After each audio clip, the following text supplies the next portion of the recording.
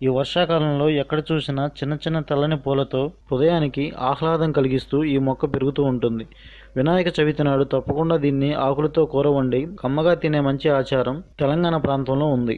వర్షాకాలంలో వచ్చే రోగాలకు విరుగుడిగా దీని ఆకుకూరను సేవించాలని ఏనాడో మహర్షులు చెప్పారు. అయితే ఈ మొక్క గురించిన కొన్ని ఆయుర్వేద ఉపయోగాలు ఇప్పుడు తెలుసుకుందాం. తుమ్మికూర రూపగుణ ప్రభావాలంటే ఇప్పుడు తెలుసుకుందాం. ఇది క్షుపజాతిలోనిది, అంటే తక్కువ ఎత్తు పెరిగేది. ఇందులో చిన్న తుమ్మి దాదాపు భూమిని ఆనుకొని, పెద్ద తుమ్మి 1 అడుగు ఎత్తు వరకు పెరుగుతాయి. రూపురేఖలు సమానంగా ఉంటాయి. ఇది కారం చేదు రుచులు కలిగి వేడి చేసే స్వభావంతో వాత కఫ మేహ రోగాలను కామెలను హరిస్తుంది. మెరక భూముల్లోనూ నువ్వుల చేలల్లో వర్షాకాలంలో విస్తారంగా పెరుగుతుంది.